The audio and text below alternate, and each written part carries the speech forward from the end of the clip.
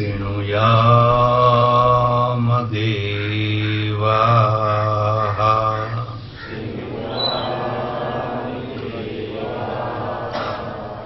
भद्रं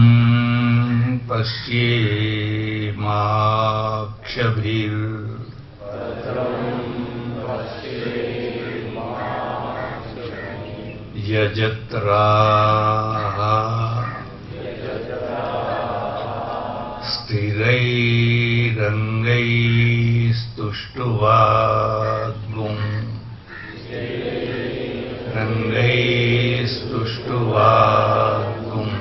सस्तनूभिर्व्यसेम देवहितं यदायुः सस्तनूभिर्व्यसेम देवहितं यदायुः। ॐ स्वस्ति न इन्द्रो वृद्धस्रवाः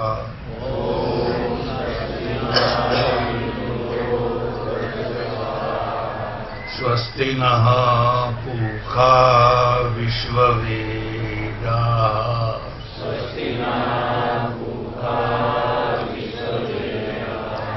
स्वस्ति नस्तारक्षो अरिष्टनेमिः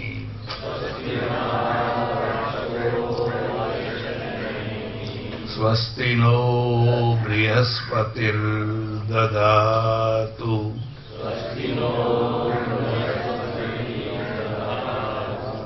ॐ सहना भवतु सहनौ भुनक्तु सह वीर्यं करवावहै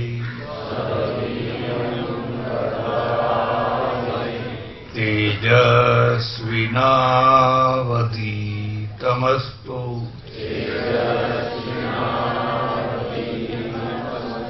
मा विद्विषावहै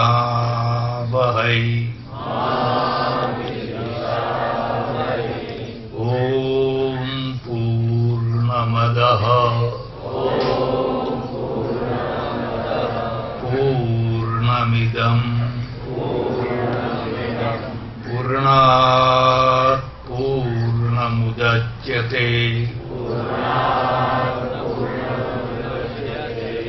पूर्णस्य पूर्णमादाय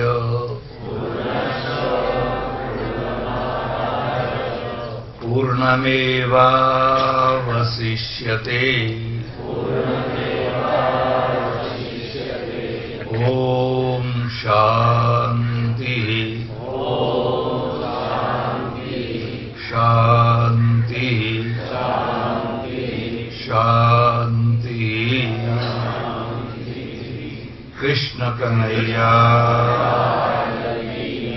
रामचंद्र भगवान उमापति महादेव पवन सुत हनुमान सनातन धर्म सद्गुरु देव नमः पार्वती पते हर महादेव हर।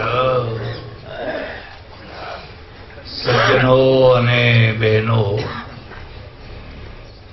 સવારના શાંતિ પાઠના મંત્રો ચાલી રહ્યા છે અને શાંતિ પાઠના 3 મંત્રોનું યથાશક્તિ વ્યાખ્યાન કર્યું. હવે આજે ચોથો મંત્ર જે પૂર્ણમદઃ એનું વ્યાખ્યાન કરવાનો પ્રયત્ન કરી રહ્યો છું. આ મંત્ર બહુ મહત્વનો છે. જો તમે ધ્યાનથી સાંભળશો અને સમજશો તો ઈશ્વર સંબંધી ઘણું સમાધાન થઈ જશે, પણ અઘરો પડશે એ પણ યાદ રાખજો. કારણ કે સ્વાધ્યાય છે એ અઘરી વસ્તુ છે, પણ અઘરી વસ્તુમાંથી જ માખણ નીકળવાનું છે. એટલે કદાચ તમને અઘરું પડે અને ઊંઘ આવે તો ચોખા ખાવાની છૂટ છે. ખ્યાલ આવ્યો? પહેલા આપણે એનો સામાન્ય અર્થ કરીએ. પૂર્ણમદઃ, ઘણી વાર ઘણી જગ્યાએ આ મંત્ર બોલાતો હોય છે. અદહ, પેલું બ્રહ્મ પૂર્ણ છે. પૂર્ણમિદમ, આ જે જગત છે એ જગત પણ પૂર્ણ છે. પૂર્ણાત પૂર્ણમુદચ્યતે, પૂર્ણમાંથી પૂર્ણની ઉત્પત્તિ થાય છે.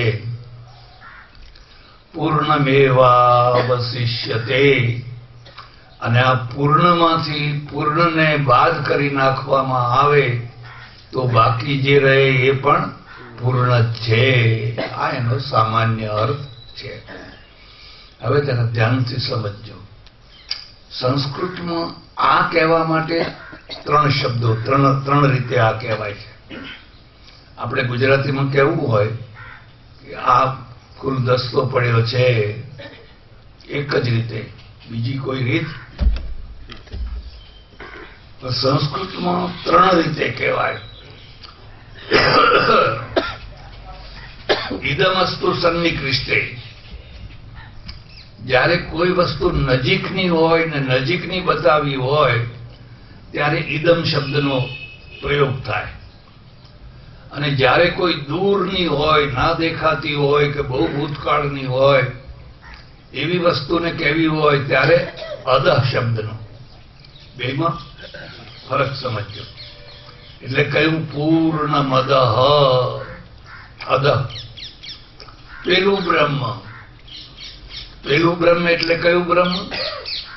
એક બીજો. બધા ધર્મના લોકો જ્યારે ભગવાનને બતાવે છે ત્યારે ઉપર બતાવે છે. મુસલમાને શું કે? ઉપરવાલા. કોઈ નીચેવાલા એમ તો કઈ કહેતું. આમ તો જે ઉપરવાલા છે એ નીચેવાલા જ છે. ચારે તરફથી જુઓ તો ઉપરવાલા અને નીચેવાલા બે એક જ સરખું જ છે. એટલે પૂર્ણમદઃ, અદહ, જે પેલું બ્રહ્મ છે એ પૂર્ણ છે.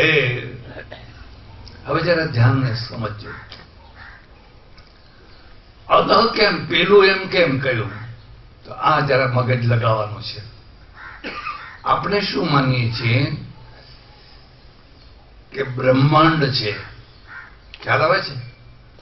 બ્રહ્માંડ છે. અને એવા બ્રહ્માંડ કેટલા છે? 1, 2, 3, 4, 5, 6, 100, 200, 500, 1000, અનંત કોટી. શું કહીએ છીએ? અનંત કોટી. મુસલમાન શું કહે છે? 2 લોક, દોનો લોક કે માલિક હે. આ લોક ને પેલો લોક, 2 લોક. આપણે 3 લોક માનીએ છીએ. ભૂર્ભુવ સ્વઃ, મૃત્યુલોક, સ્વર્ગ અને મોક્ષ. 3 લોક માનીએ છીએ. આમ આપણે 14 લોક માનીએ છીએ. લખવું હોય તો લખી લેજો.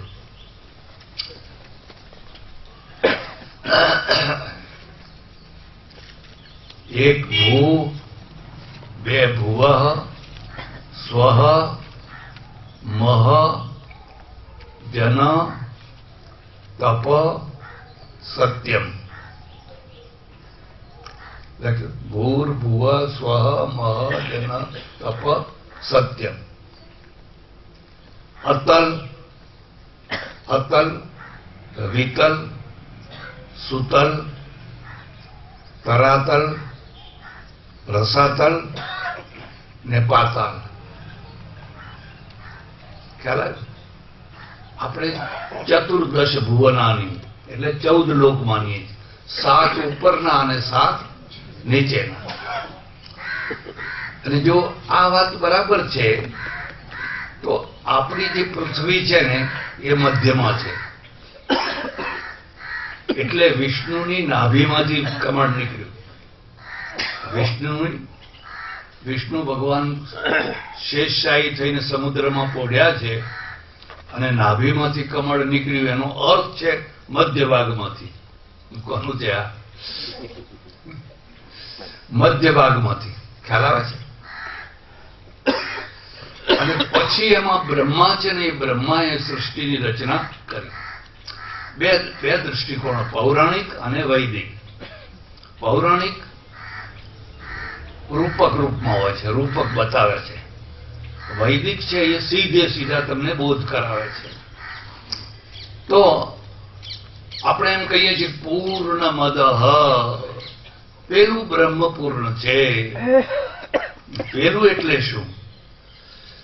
માનો કે પૃથ્વી છે, પૃથ્વીથી તમારે સૂર્ય સુધી જવું હોય અને પ્રકાશની ગતિએ જવું હોય તો લગભગ 8.5 મિનિટ જેવું, 1,86,000 સેકન્ડમાં, કલાકના નહીં, સેકન્ડમાં માઇલ ઘણા કપાય 1,86,000.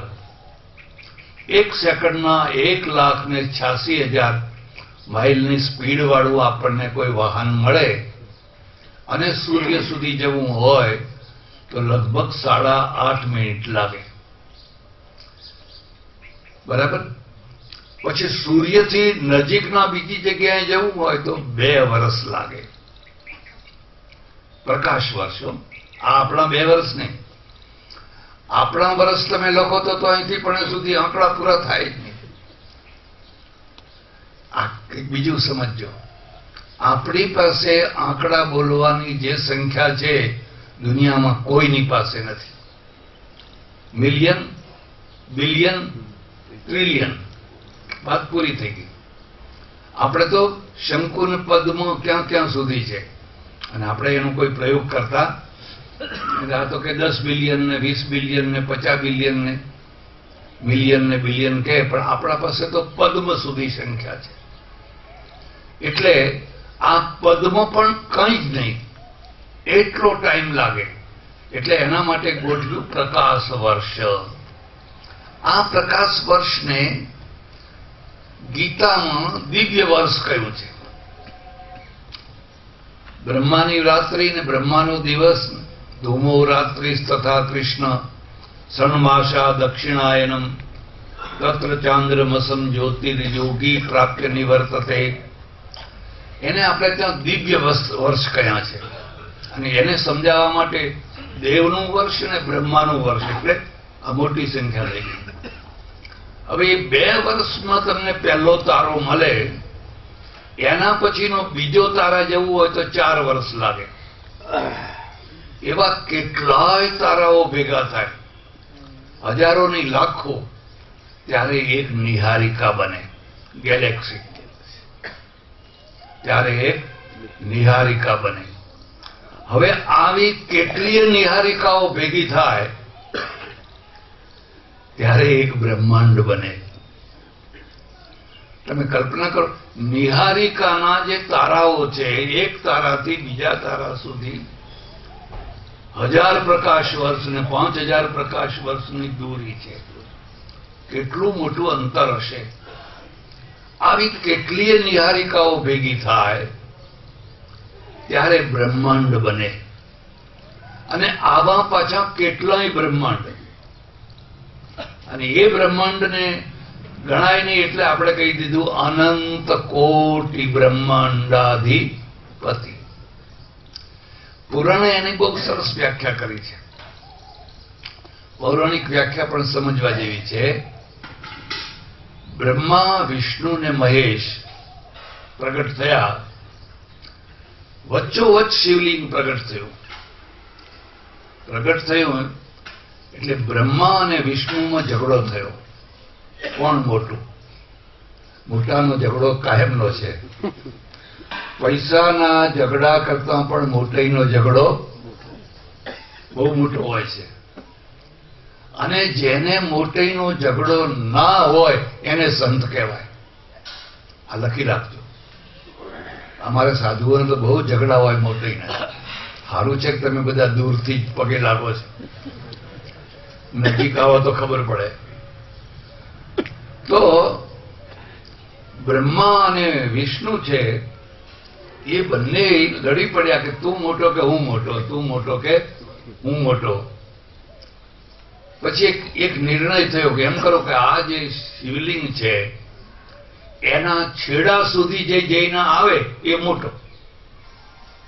કંઈક ત્રાજવું તો રાખવું પડે ને. એટલે પછી એક ઉપર ગયા ને બીજા, આ પૌરાણિક વાત છે, એક ઉપર ગયા ને બીજા દિવ્યમ વર્ષ સહસ્ત્રમ, દિવ્ય વર્ષ, આપણા વર્ષ નહીં, દિવ્યમ વર્ષ સહસ્ત્રમ પારમ ના યાતવ. પણ એકેને છેડો મળ્યો, એકેને છેડો ના મળ્યો. ભ્રાંતવા નિરહંકારો શરણમ તે યાતવ. પછી બે થાકા કે આનો કઈ છેડો મળતો. પાછા આવીને ભગવાનના શરણે ગયા, અમને કઈ છેડો દેખાતો.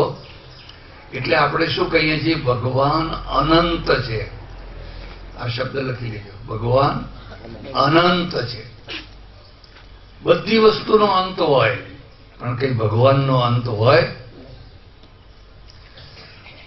હવે આ જે શિવલિંગ છે ને, આખા નિહારિકા, આ બધાને ભેગું કરો ત્યારે એક બ્રહ્માંડ થાય. એનું પ્રતીક આ શિવલિંગ છે. મારું એક પુસ્તક છે શિવ તત્વ નિર્દેશ, ઈચ્છા થાય ને વાંચવું હોય તો વાંચજો. આપણે શું માનીએ છીએ? 12 આદિત્ય, દ્વાદશ આદિત્ય, 11 રુદ્ર, 8 વસુ, આ ભેગું થાય ત્યારે આપણું જગત પેદા થાય, આપણું જગત બને. હવે આ જે 12 આદિત્યાનામહમ સૂર્ય, ગીતા, આદિત્યમાં સૂર્ય છે એ મારી વિભૂતિ છે. પણ આવા તો કેટલાય આદિત્યો છે.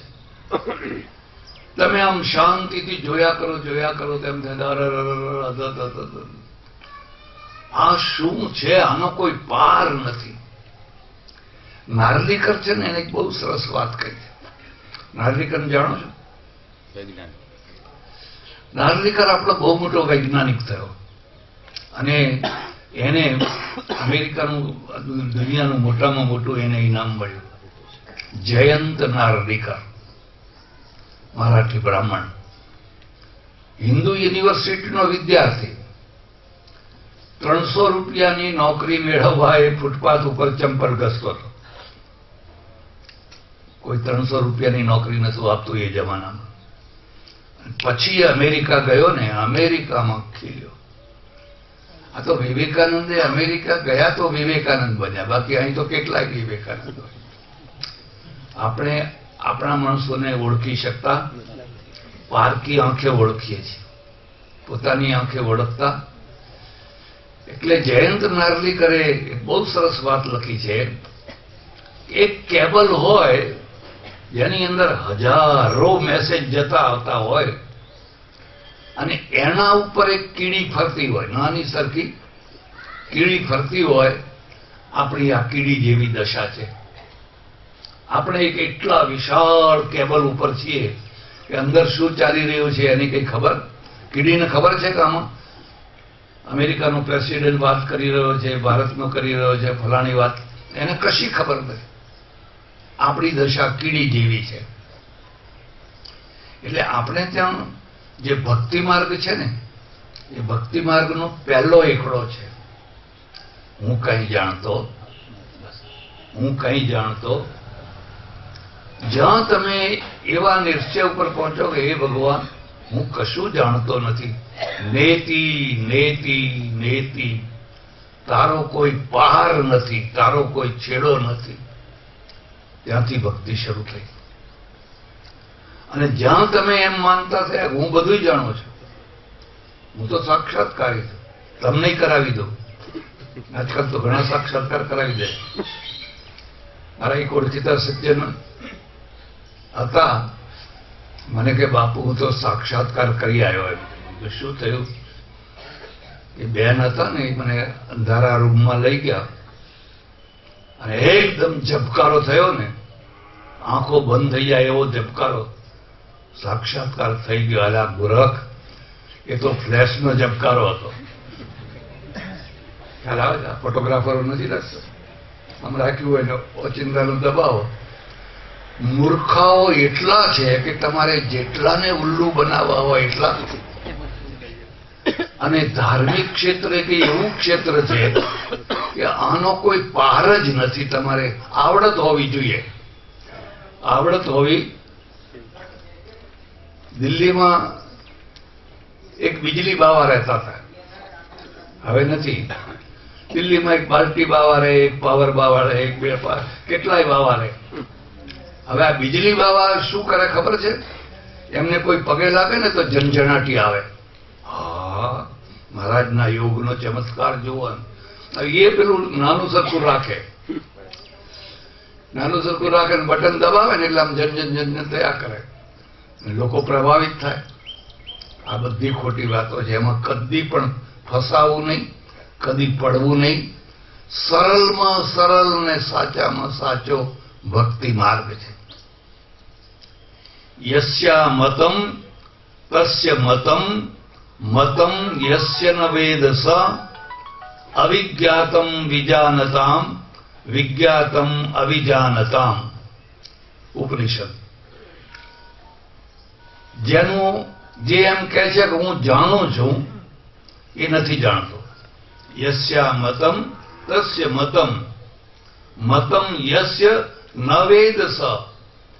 અને જે કહે છે હું બધું જાણું છું એ કશું જાણતો નથી. હું તો કઈ જાણતો નથી ભાઈ, ભગવાનના ચરણની રજ છું, તમારો દાસ છું, એમ સમજવું. એની પાસે કંઈક જ્ઞાન.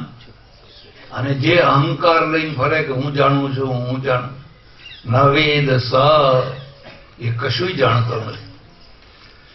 એટલે પૂર્ણ મદ.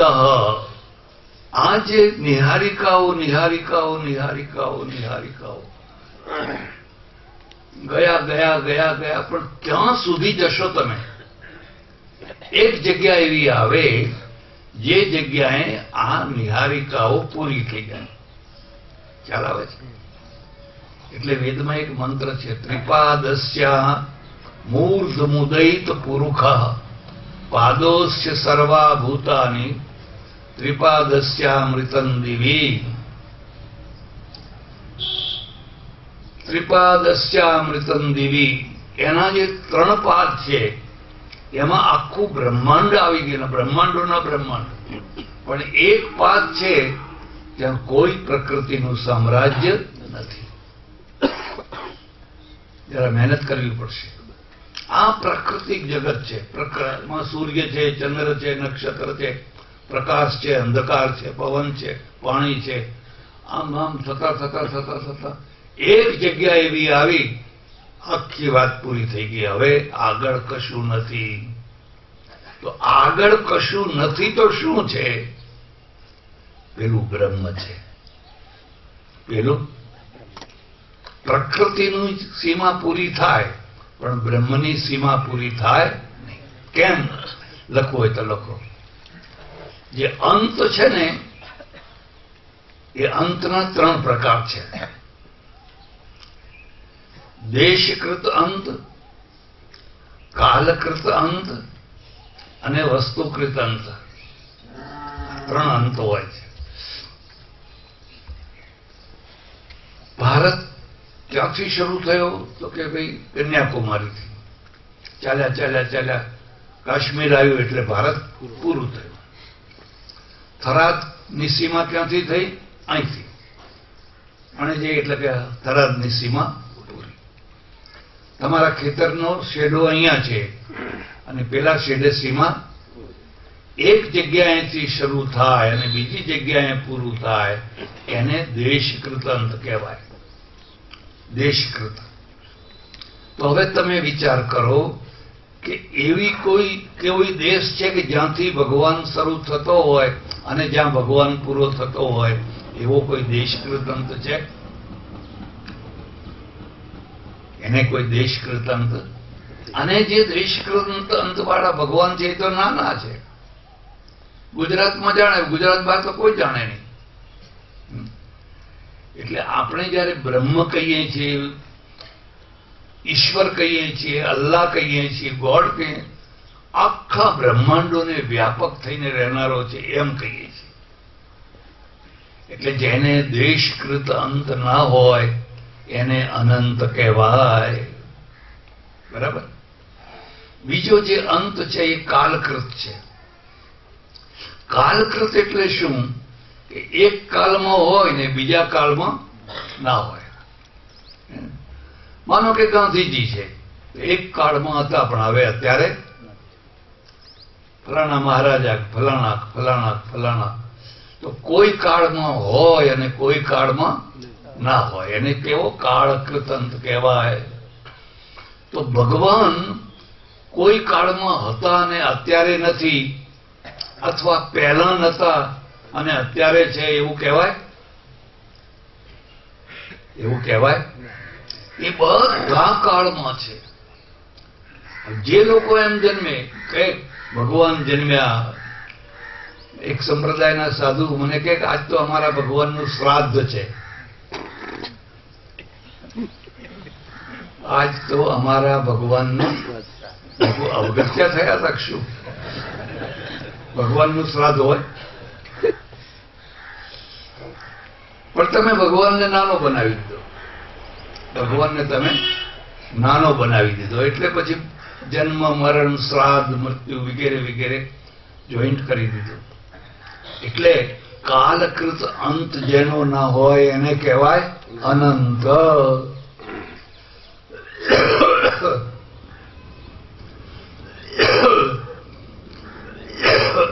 એટલે આપણે ત્યાં અનંત ચતુર્દશી મનાવીએ છીએ. પછી વસ્તુકૃત અંત હોય. આ વસ્તુકૃત અંતને સમજવા જેવું છે. આ જે વસ્તુ છે એ આ નથી ને આ વસ્તુ છે એ આ નથી. આ વસ્તુ છે એ આ નથી અને આ વસ્તુ છે એ આ નથી. આની સત્તા અહીંયા જ છે, આની સત્તા અહીંયા જ છે. બેયની પરસ્પરમાં એકબીજામાં સત્તા નથી. એવી કોઈ વસ્તુ છે કે જેમાં ભગવાનની સત્તા ના હોય. આપણે ત્યાં ઈશ્વર માટે બે થિયરીઓ છે. આપણે હિન્દુ લોકો એને સર્વવ્યાપક માનીએ છીએ, ખ્યાલ આવે છે. પણ મુસલમાનો વ્યાપક નથી માનતા. બ્રહ્માકુમારી વાળા એ વ્યાપક નથી માનતા. બ્રહ્માકુમારી વાળા છે એમ માને છે કે ભગવાન વ્યાપક હોય. ઉકરડામાં ભગવાન હોય? અરે એવી ગંદકીમાં ભગવાન રહેતા હશે. પેલો માણસ છરો મારે છે, ખૂન ખૂન કરે છે, ત્યાં ભગવાન હોય તો ખૂન થવા દે ખરો? આવી દલીલો કરે છે. આપણે વ્યાપક માનીએ છીએ. તો એ શું માને છે કે શિવ બાબા તો ઉપર કોઈ પેલા લોકમાં શિવ બાબા છે ને ત્યાં બેઠા બેઠા આખી દુનિયાનું સંચાલન કરે છે. એક દેશીય છે. મુસલમાનો પણ એમ કહે છે કે ભગવાન તો 7મા આસમાન ઉપર ખુરશી ઉપર બેઠા છે અને ઇઝરાઇલ જેબ્રાઇલ મેકાઇલ એમના જે ફરિસ્તાઓ છે, ફરિસ્તાઓના દ્વારા બધી આખી દુનિયાનું સંચાલન કરે છે. આવું માન્યતા.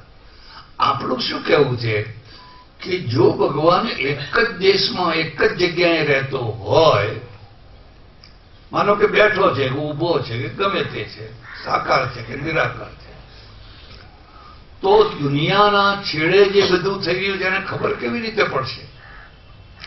કેમ રાજાને ખબર નથી પડતી? પણ રાજાને તો બધા કેટલાય નોકરો રાખવા પડે. ગાંધીનગરનો રાજા હોય એને અહીં પાલનપુરમાં એક કલેક્ટર હોય, પછી ડીસામાં એક નાનો કલેક્ટર હોય, ડેપ્યુટી કલેક્ટર હોય, પછી મામલતદાર હોય, પછી તલાટી હોય, અને એ બધા ખાચાય હોય ને ખોટાય હોય પાછા. કઈ બધી સાચી હકીકત આપે એવું થોડું છે. અને એટલે ગાંધીનગરનો જે રાજા છે એને આખા ગુજરાતની બિલકુલ સાચે સાચી હકીકત મળે જ છે એવું તો કઈ કહી શકાય નહીં. ખ્યાલ આવે છે? એટલે આપણે શું માનીએ છીએ? પરમેશ્વર બધે વ્યાપક છે. બધે ભોંયમાં પેસી ભોંય રહે, કરીએ કઈ વાત, આસપાસ જાણે નહીં, જાણે જગનો તાપ. આપણે પ્રાચીન કાળમાં આવી કવિતા ભણવામાં આવતી. એટલે આપણે વ્યાપક માનીએ છીએ. અને વ્યાપક માનીએ છીએ એટલે એમ માનીએ છીએ કે પ્રત્યેક વસ્તુમાં ભગવાન છે. હવે પેલા ઉકરડાની વાત કરું તમને. ઉકરડો છે એ ગંધાતો છે, તો એમાં ભગવાન રહેતો હશે? કેમ ભગવાન ગંધાતો થઈ જાય? તમે કલ્પના કરી શકો છો? ઉકરડામાંથી હજારો વેવ જાય છે, વાયરલેસના જાય છે, મોબાઈલના જાય છે, ટીવીના જાય છે. જાય છે કે નથી જતા? કોઈ તમારી ટીવીમાં ગંધ આવતી થાય છે? કોઈ મોબાઈલમાં દુર્ગંધ આવતી થાય છે? જો તમારા લૌકિક વેવ છે એ પણ ઉકરડામાંથી પાર થતા હોય અને દુર્ગંધના અટતી હોય ને, તો પરમેશ્વર તો એનાથી પણ સૂક્ષ્મ છે. એક બીજો વાત, અને ઉકરડો તો તમારી નજરે છે, તમે એને ઉકરડો કહો છો. એ ઉકરડામાં રહેનારા જે જંતુઓ છે એના માટે તો સ્વર્ગ છે કે નહીં? હવે એ જંતુઓને ઉપાડીને સાકરમાં મૂકો તો મરી જાય. અને એ ઉકરડો નથી, લક્ષ્મીજીનો વાસ છે. એવું કહેવાય છે બહુ પ્રાચીન કાળમાં બધા દેવોની એક સભા ભળવાની થઈ. બધા દેવો, 33 કરોડ દેવો આપણે ભેગા થઈને એક સભા કરીએ, પણ કે જગ્યા ક્યાં છે, હોલ ક્યાંથી લાવવો? કે ગાયનું શરીર છે ને એને હોલ બનાવો. તો કે હા. તો બધા આવતા ગયા, કોઈ કાનમાં બેઠું, કોઈ આંખમાં બેઠું, કોઈ શિંગડે. તમે કોઈ ચિત્ર હોય તો જોજો, ગાયના આખા શરીરમાં દેવ દેવ દેવ ને દેવ, પણ સૌથી છેવટમાં લક્ષ્મીજી આવ્યા. મટક મટક મટક. પૈસાદાર છે.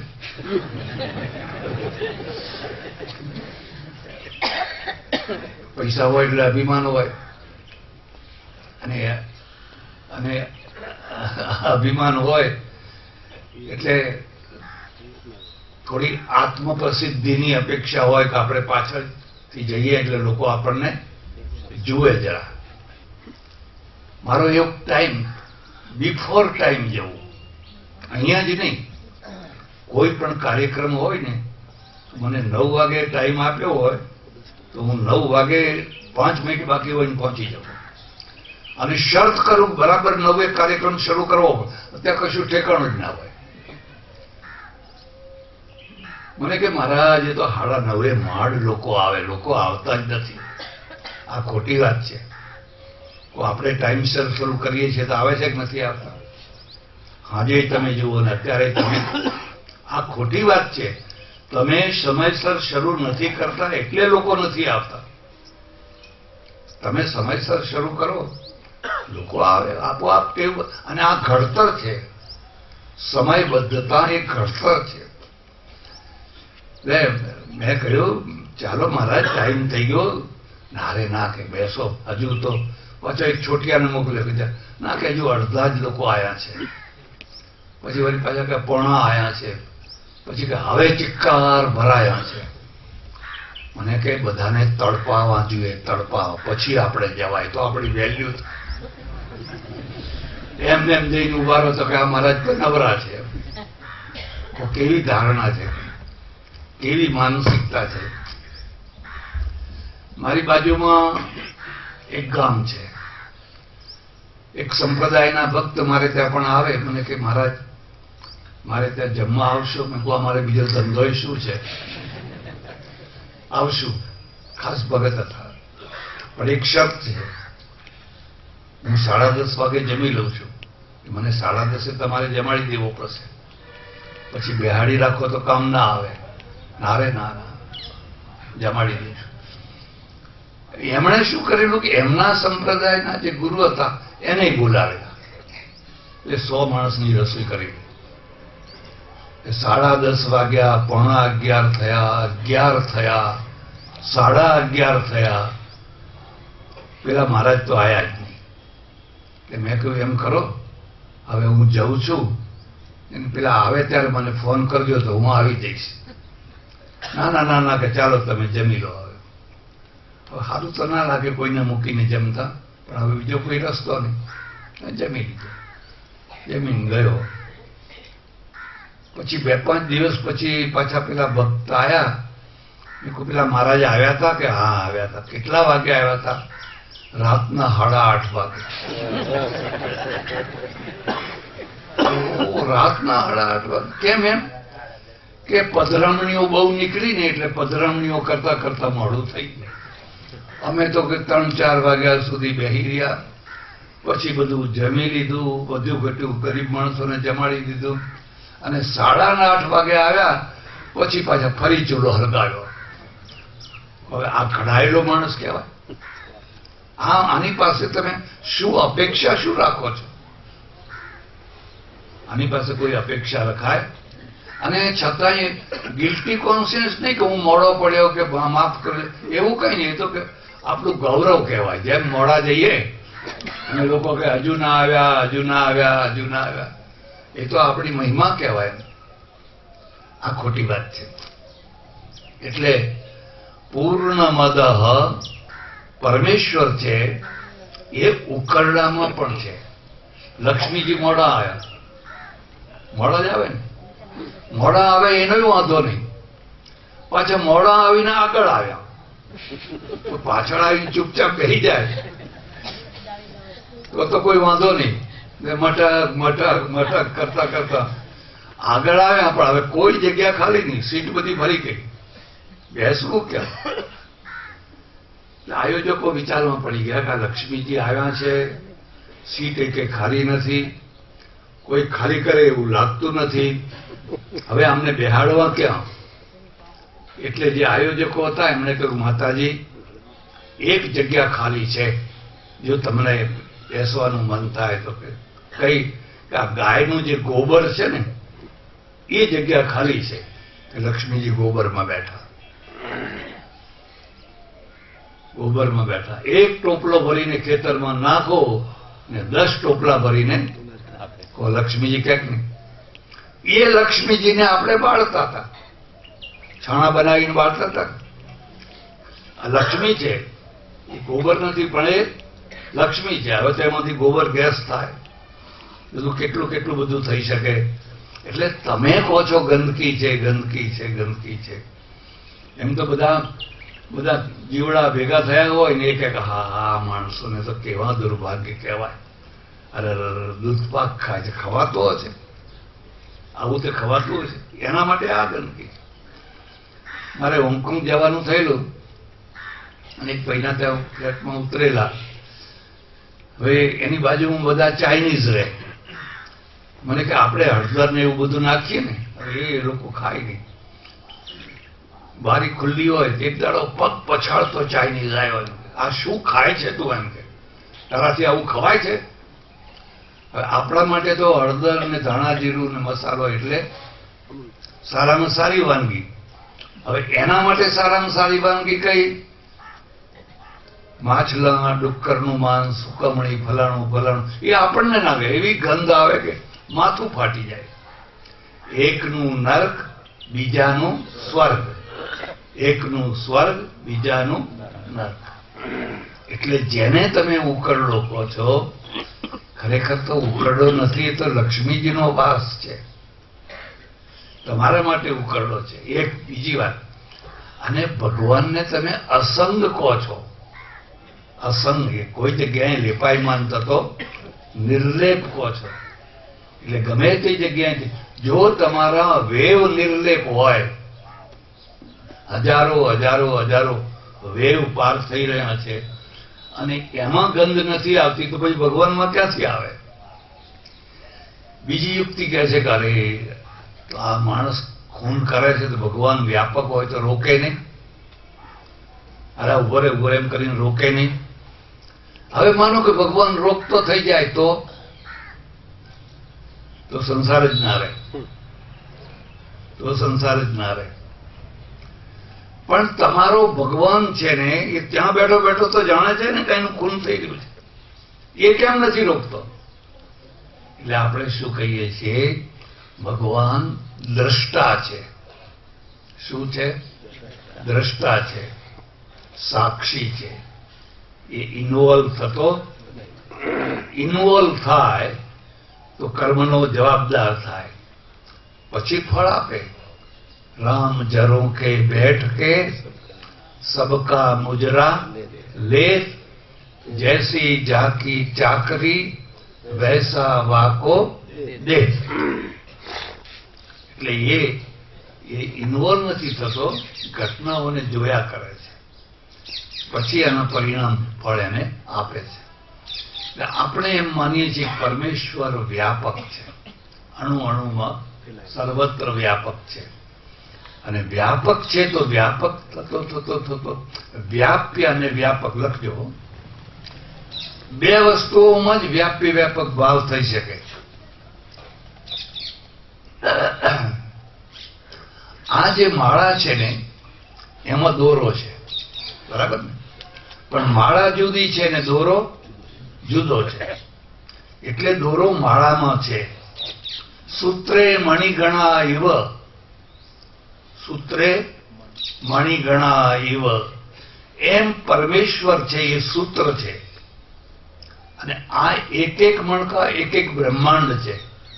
એક મણકો એક બ્રહ્માંડ છે ને એવા અનંત બ્રહ્માંડો આ સૂત્રમાં બધા રોકાયેલા સ્થિર થયેલા છે. હવે આવો જે પરમેશ્વર છે એ પરમેશ્વર પ્રાકૃતિક જગત પૂરું થયું, ભૌતિક જગત પૂરું થયું, પછી શું થયું? પછી પણ ભગવાન રહ્યો. પ્રકૃતિ પૂરી થઈ એટલે એટલે ભગવાન પૂરો થયો એવો ખ્યાલ આવે છે. પ્રકૃતિ અને પુરુષ, પ્રકૃતિ અને પરમાત્મા. તો પ્રાકૃતિક જગત જગત જગત જગત જગત એક જગ્યા આવીને પ્રાકૃતિક જગત પૂરું થઈ ગયું. પણ પરમેશ્વર કઈ પૂરો થાય તો પરમેશ્વર ક્યાં પૂરો થાય છે? ઇન્ફાનિટી, એની કોઈ અંતિમ નથી, એની કોઈ સમાપ્તિ જ નથી. એ તમે ગમે ત્યાં જાઓ તો એ છે ને. એટલે આપણા ત્યાં પરમેશ્વરના બે રૂપ થયા. અને એટલે આપણે આ શબ્દ બોલીએ શુદ્ધ બ્રહ્મ. કયું શુદ્ધ બ્રહ્મ? જે અદહ, જે પ્રકૃતિના ક્ષેત્રથી પર છે એ પૂર્ણમદઃ. બરાબર? અહીંયા રહેલું બ્રહ્મ એ તો આપણે બહુ નાનું બનાવી દીધું. જો આ વાત તમારા ગળે ઉતરે ને તો આપણે જે ભગવાન બનાવ્યો ને એ તો બહુ નાનો બનાવી દીધો. એને ઓહો હો હો આફરીન થઈ જાવ, ક્યાં ક્યાં ત્યાં ત્યાં તારો છેડો નથી. પૂર્ણમિદમ, ઇદમ એટલે આ જગત. હવે બ્રહ્મ પૂર્ણ છે એ વાત તો ગળે ઉતરે, પણ આ જગત પણ પૂર્ણ છે એ વાત ગળે ઉતરે? જગત પણ પૂર્ણ છે. પૂર્ણમિદમ. જગત કેવી રીતે પૂર્ણ છે લખજો તમે. પૂર્ણતાના બે રૂપ છે. એક સ્વરૂપ પૂર્ણ અને બીજું છે એક ખંડ પૂર્ણ. સ્વરૂપ પૂર્ણ એટલે કોઈની અપેક્ષા રાખ્યા વિના પોતે જ પોતાનામાં પૂર્ણ હોય એને સ્વરૂપ પૂર્ણ કહેવાય. પરમેશ્વર સ્વરૂપ પૂર્ણ છે, એને કોઈની અપેક્ષા નથી. પણ જગત છે એ ખંડ પૂર્ણ છે. જરા દાખલો આપો. આ ઘડિયાળ પૂર્ણ છે કે અપૂર્ણ છે? પૂર્ણ છે. જો એ બરાબર ટાઈમ આપે અને બધું બરાબર કરે તો એ ઘડિયાળ પૂર્ણ છે. પણ એની પૂર્ણતા માટે કીટ છે, કેટલા કેટલા સેલ છે. હવે એમાંથી એક કઈ હળવું પાછું કરી નાખો તો એ અપૂર્ણ થઈ જાય. એ ઘણી વસ્તુઓ ભેગી થઈ અને એક કાર્ય કરે એ પણ પૂર્ણ, પણ એને કહેવાય ખંડ પૂર્ણ. હવે તમારું શરીર છે એ પૂર્ણ છે કે અપૂર્ણ છે? પૂર્ણ છે. શરીર પણ પૂર્ણ છે. શરીર પણ પૂર્ણ છે. તમારામાંથી કોઈની ઈચ્છા હોય તો તમે મહેનત કરજો. 1 દિવસ, 2 દિવસ, 3 દિવસ, 4 દિવસ, અને આ પ્લાનમાં દોષ કાઢજો. આર્કિટેક્ટે આ બંગલો બનાવ્યો ને એમ જેમ આપણે દોષ કાઢીએ છીએ કે આ પિલ્લર અહીં કરવો તો અહીં કરવું હતું, અહીં કરવું હતું, એમ તમે આ શરીર રૂપી જે પ્લાન છે ને એમાં દોષ કાઢજો. એ ભગવાને આમ નહીં ને આમ કર્યું હોત તો સારું હતું, આમ નહીં ને આમ કર્યું હોત તો બુદ્ધિ લગાવજો, તમે લગાવજો બુદ્ધિ. ડોક્ટર હોય ને, ડોક્ટરને તો એટલું નોલેજ હોય, એટલું નોલેજ હોય કે બધું એની મેળે પોતાની જગ્યાએ બરાબર વ્યવસ્થિત ગોઠવેલું છે. ડોક્ટર ભાગ્યે જ નાસ્તિક હોય, ડોક્ટર નાસ્તિક ના હોય. ગજબની રચના છે, નાનો વાળથી માંડીને મોટામાં મોટી વસ્તુના પાછળ પણ એક આખી ડિઝાઇન છે, પ્લાન છે. મારા એક આંખના ડોક્ટર છે, મને કે આંખના ડોક્ટર થવા માટે અમે જેટલું ભણીએ છીએ એટલું ભણ્યા પછી એવું લાગે છે કે અમે કશું ભણ્યા નથી. આંખ ગજબની આંખ બનાવી છે. શું આંખ બનાવી છે?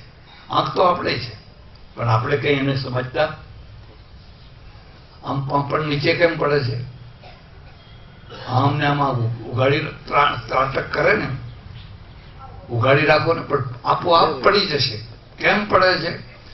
જેટલી વાર પાંપણ નીચી પડે છે એટલી વાર એક નાનું ટીપું પાણીનું છૂટે છે, અને આ ગોળાકાર જે ગોળો છે એના ઉપર એ ફરીને આંખને ચોખ્ખી કરે છે. જેમ પેલું વાઇપર હોય ને ગાડીના, ચોખ્ખું કરીને એ પાણી ખૂણામાં જાય છે, અને ખૂણામાંથી એક ઝીણી નસ છે નાકમાં આવે છે. એ પાણી પાછું નાકમાં આવી જાય છે, અને નાકમાં આવીને પાછું એ નાકને લીસું બનાવે છે. ગજબની રચના છે. એને આંખને ચોખ્ખી કરવા માટે પણ વ્યવસ્થા કરેલી. આંખ છે એને બહિર્ગોળ બનાવી છે ને, એને ફ્લેટ બનાવી હોત તો આ ના દેખાય, સામેનું જ દેખાય. તમારા ઘરમાં જે સીધું દર્પણ હોય એમાં તમારો ચહેરો દેખાય, પણ ડ્રાઈવરને પાસે જે દર્પણ હોય બહિર્ગોળ એને દૂર સુધીનું બધું દેખાય. કેમ કે જેમ જેમ બહિર્ગોળ થતો જાય એમ એમ એ વધારે દૂરનું.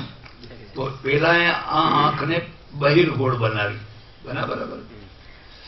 તમે કોઈ વાર કલ્પના કરી કે આ વાળ છે એ વધે તો હાથ વધે, 2 હાથ વધે. જો બહેનોના હાથ તો ઘણી વાર લાંબા થાય, પણ પાંપણ આવીને અડધો ઇંચે અટકી ગઈ.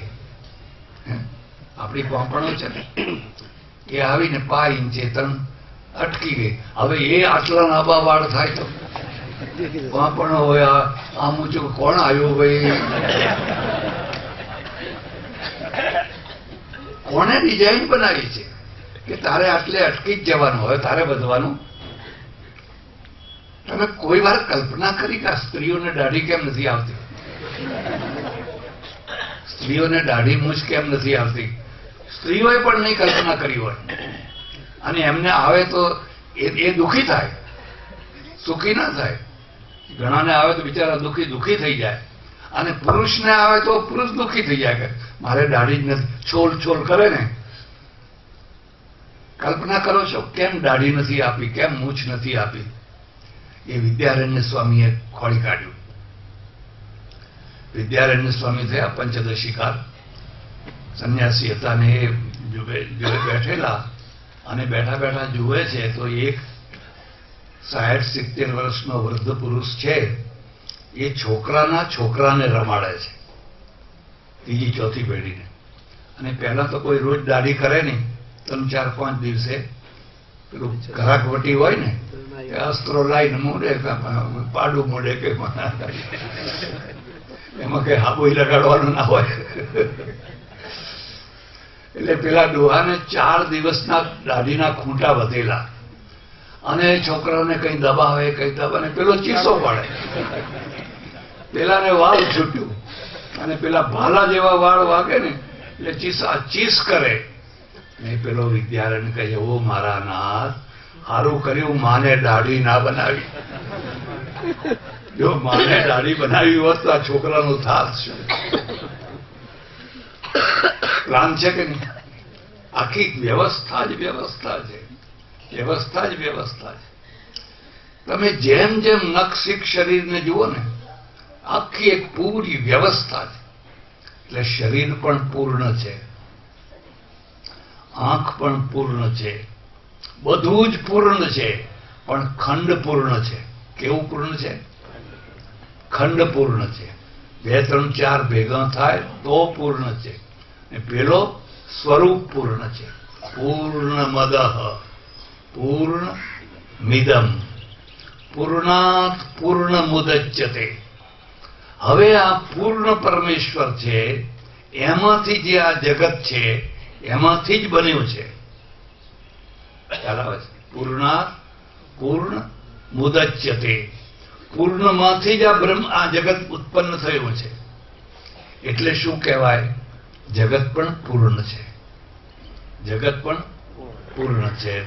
તમે તમારા મનથી કલ્પના કરો કે પાણીને આવું પ્રવાહી બનાવ્યું, એવું ના બનાવ્યું હોત ને આવું બનાવ્યું હોત તો, હવાને આવી બનાવી એની જગ્યાએ આવી બનાવી હોત તો, ત્યાં જરા તો કલ્પના કરો. તમને એમ લાગશે કે જે વસ્તુ જેવી બનાવી છે એ એવી જ બરાબર છે, એમાં કશો ફેરફાર કરી શકાય એવી જ બરાબર છે. અને આ પવનની હવાની અંદર કેટલા પ્રાણવાયુ ને ફલાણા વાયુ ને ફલાણા વાયુ ને ફલાણા વાયુ, જેમ જેમ આપણે વિજ્ઞાનને સમજતા જઈએ છીએ એમ એમ ભાન થાય છે કે ઓહો, આ શું બનાવ્યું છે. તમે કદી કલ્પના કરી કે જેમ જેમ તમે ઊંચે જાઓ ને એમ પ્રાણવાયુ ઓછો થતો જાય? હિમાલયની યાત્રા કરવા જાઓ તો ઉપર 11,000, 12,000, 13,000 ફૂટે જાઓ, ઓક્સિજન ઓછો થઈ જાય. ઓક્સિજન ઓછો થઈ જાય ને એટલે તમને મૂંઝારો થાય. 14,000, 15,000 તો બહુ જ. અમે સિક્કિમમાં ગયેલા 14,000 ફૂટ ઊંચે, 10 ફૂટે ના ચલાય, શ્વાસ ચડી જાય, કારણ કે ઓક્સિજન નહીં. એ જગ્યાએ આપણા સૈનિકો બંદૂક લઈને ઉભા છે. હવે પ્લેન છે ને, એ પ્લેન 35,000 ફૂટે ઉડે છે. આજે અત્યારના પ્લેનો છે ને 35,000. જેટલું વધારે ઉપર ઉડે ને એટલું બળતણ ઓછું પડે. નીચે ઉડે તો કેમ? ગુરુત્વાકર્ષણ. નીચે એને ગુરુત્વાકર્ષણ છે એને વજનદાર બનાવે. વજનદાર બનાવે એટલે બળતણ ખૂબ ધુમાડો કાઢી નાખે. અને જેમ જેમ ઉપર જાઓ એમ એમ ગુરુત્વાકર્ષણ ઓછું થતું જાય. એટલે તમે જોજો પ્લેનની મુસાફરીમાં થાક નહીં લાગે, કારણ કે 35,000 ફૂટ ઊંચે ઉડ્યા આવું ને, ગુરુત્વાકર્ષણ હલકું હોય તમને, એટલે તમને થાક ના લાગે. ગાડીમાં યાત્રા કરો થાક લાગે, ટ્રેનમાં થાક લાગે. સૌથી વધારે ગુરુત્વાકર્ષણ ક્યાં હોય? સમુદ્ર કિનારે. તમે સમુદ્ર કિનારે ફરવા જાઓ ને તો થાકી જાઓ, પણ આબુમાં જાઓ કે ડલહૌજી જાઓ, ઊંચા 5 હાથ 9, 10,000, ત્યાં તમને થાક ના લાગે, કારણ કે જેમ ઊંચા જાઓ એમ ગુરુત્વાકર્ષણ ઓછું થતું જાય, તમારો ભાર તમને ઓછો લાગે. એટલે હવે આ જે પ્રાણવાયુ છે, પ્રાણવાયુ જતા જતા જતા જતા એક જગ્યા એવી આવે પ્રાણવાયુ હોય જ નહીં. આ પૃથ્વી છે ને એના પ્રાણવાયુના ગ્રુપ સાથે ફરી રહી છે. તો પ્રશ્ન એ છે કે પ્રાણવાયુ ખૂટતો કેમ નથી? આપણે બધાએ પ્રાણવાયુ લઈએ છીએ તો ટાંકીમાં ગમે એટલું પાણી ભર્યું હોય પણ વાપરો તો ખૂટી જાય કે ના ખૂટી જાય? પેલા એ શું વ્યવસ્થા કરી? આ વનરાજી બનાવી. અને વનરાજીનું કામ શું છે? તમારો કાર્બન ડાયોક્સાઇડ એ લઈ લે અને એ ઓક્સિજન કાઢે. એ અખૂટ ભંડાર ખોલી દીધો. ખોલી દીધો કે ના ખોલી દીધો? એટલે જ્યાં ફેક્ટરીઓ હોય ને ત્યાં ઝાડ બહુ થાય. હા, સલ્ફર ના હોય તો, બાકી ત્યાં ઝાડ બહુ થાય, કારણ કે કાર્બન ડાયોક્સાઇડ છે એ એનું જીવન છે. અને આપણો જે કાર્બન ઝેરી વાયુ છે એ ઝેરી વાયુ એ લોકો લઈ લે છે અને સવારના પહોરમાં એ તાજો ઓક્સિજન કાઢે છે. આપણે સવારે ફરવા જઈએ તો તમને તાજો ઓક્સિજન મળે, પણ ફરવા કદી રોડ ઉપર ના જવું. અગર રોડ ઉપર જાઓ, ગાડીઓ હોય ને, ગાડીનો મોનોક્સાઇડ નીકળે, કાર્બન મોનોક્સાઇડ. એ તો પેલા ડાયોક્સાઇડ કરતા પણ ભયંકર મોનોક્સાઇડ નીકળે, તો તમને બહુ નુકસાન કરે. એટલે ઘણા લોકો રોડ ઉપર ફરવાના, રોડ ઉપર ના ફરાય, બગીચામાં જાઓ, જ્યાં વનરાજી હોય, જ્યાં ચોખ્ખી હવા હોય ત્યાં જાઓ. એટલે એકબીજાના પૂરક બનાવી દીધા, એકબીજાનો. તમને જેમ જેમ તમે જોશો, વિચારશો, એમ લાગશે કે કઈ ડિઝાઇન બનાવી છે, કઈ ડિઝાઇન બનાવી, કઈ ડિઝાઇન બનાવી છે. આખી એક વ્યવસ્થા જ વ્યવસ્થા છે. હવે વિચાર કરો કે પૃથ્વી છે ને એક ભાગ છે ને 3 ભાગ દરિયો છે ને, સમુદ્ર જ સમુદ્ર, સમુદ્ર જ સમુદ્ર, અને પૃથ્વી એક ભાગ છે.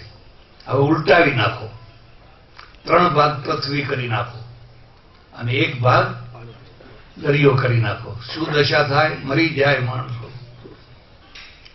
કારણ કે 3 ભાગનો દરિયો એક ભાગને પાણી નથી પૂરું પાડી શકતો, એક ભાગને વરસાદ પૂરું નથી પાડી શકતો. હવે ઉલટું થઈ જાય તો પાણી વિના માણસો મરી જાય. એટલે પેલા એ વ્યવસ્થા કરી, 3 ભાગ દરિયો જ દરિયો, દરિયો જ.